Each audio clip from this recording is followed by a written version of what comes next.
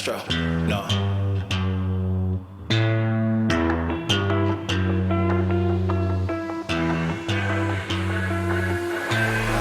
What you know about rolling down in the deep? All right, welcome to PBE Rewind, your one-stop shop, all things PBE. This week we'll be rewinding back on the first week of Sims to look back on standings, player highlights. Also this week we'll have the Commissioner's Tahini Top 5 for the first time this season, as well as our minor league rewind, so stick around.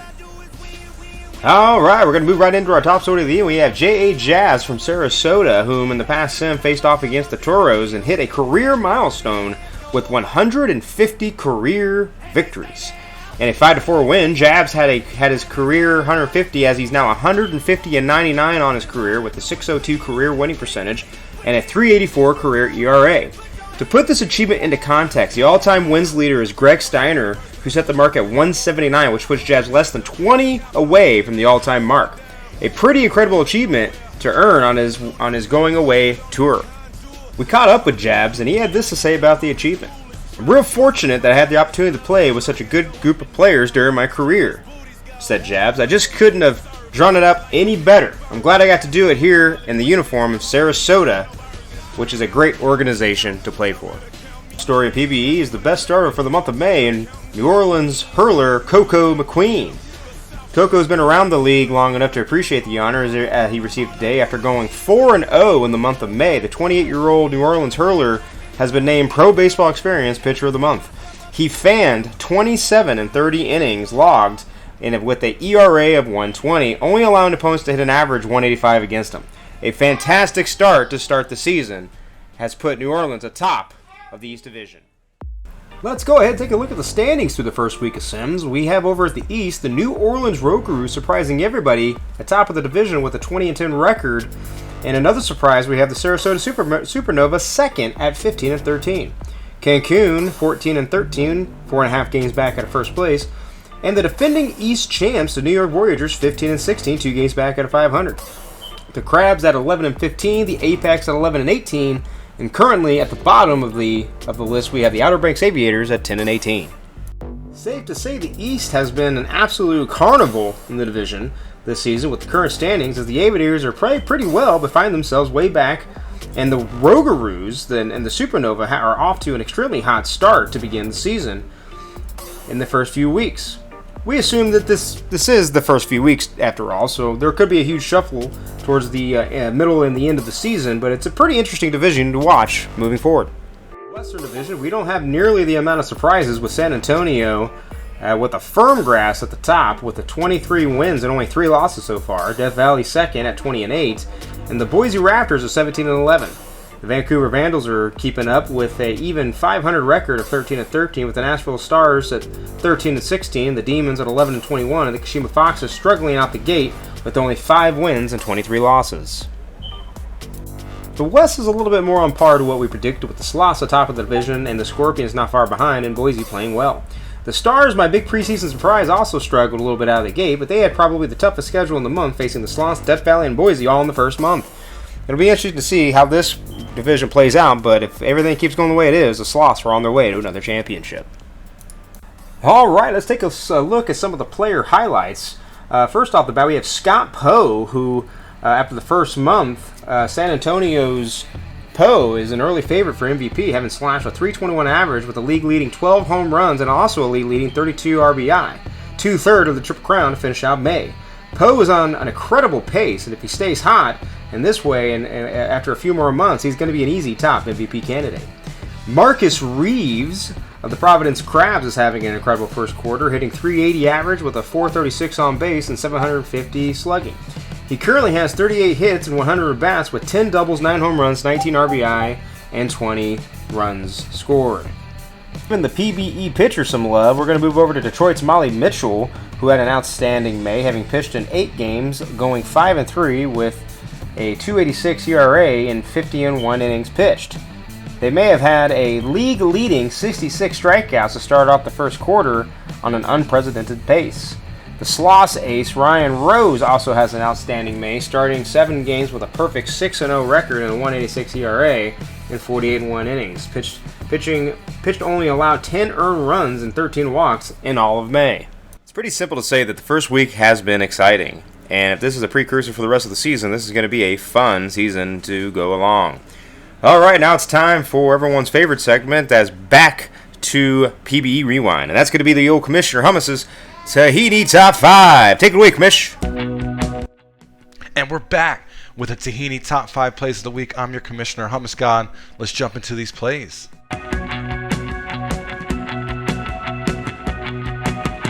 It's the top of the 5th. Meredith hits one into the gap in left center, and that's good for a double. I still don't know this guy's name, but he hits it deep to left field over the taco sign.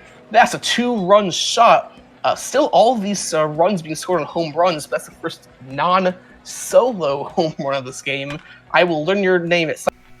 You'll learn his name quickly. It's Dom Drozdov. He smacked this one into left field to help the Stars pull away from the Voyagers in this one. On the opening day stream, the youngster, Dom Drozdov. Congrats on cracking the Tahiti Top 5.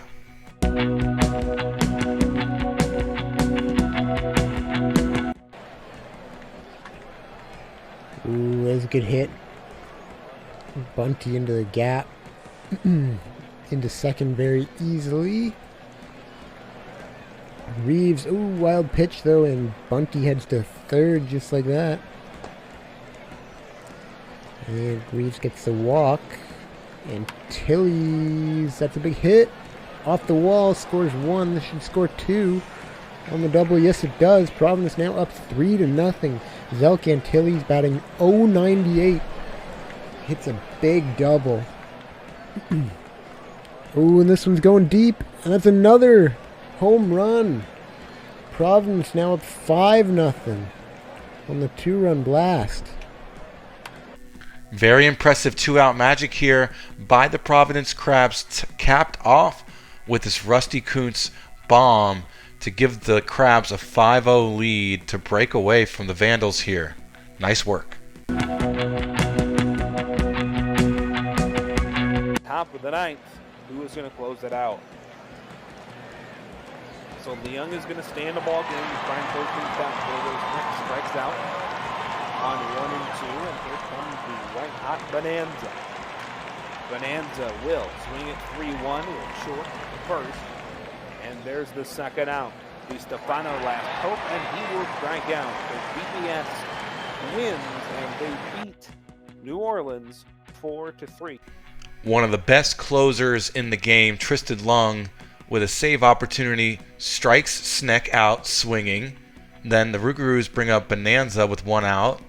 Bonanza steps in, grounds out to the shortstop. So with 2 outs, Di Stefano Jr., the right fielder, strikes out swinging. Tristan Lung shutting the door on the Rougarous at home, helping his team get the win 4-3. Nice save by Tristan Lung.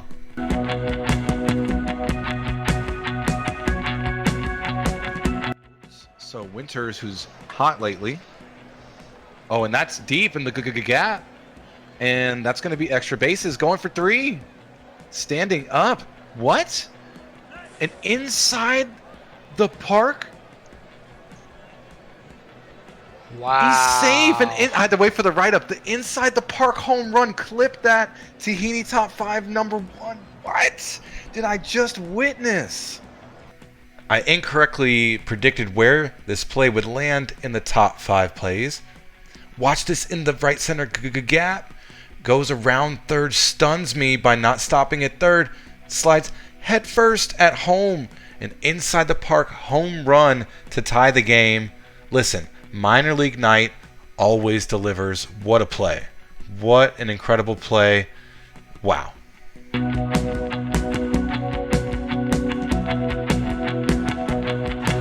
Two-out rally here. That's going to be a base hit as well for Wonder Franco. That's going to be an extra base hit double and an RBI, making it 5-3. Starting to get a little bit interesting here in the bottom of the 9th. Second and third with 2 outs. Will Fisher at the plate, and that will get through the second baseman's hands, and that's going to be a double as Will Fisher ties the game with a 2-run single, advances to second on the throw. Troy Dominic with a base hit into left field. Here comes Wonder Franco for the plate. And that is the game. Troy Dominic wins it on an RBI single. What a way to end the game. Look at that spike downward the Swiss teams had it. And the Wheelers, Wonder Franco gets it in the gap to bring a run home with 2 outs to make the game 5-3. Will Fisher, the fan vote minor league all-star game MVP season 22, brings home his own couple RBIs to tie the game standing up. And the score becomes 5-5 with Troy Dominic coming up.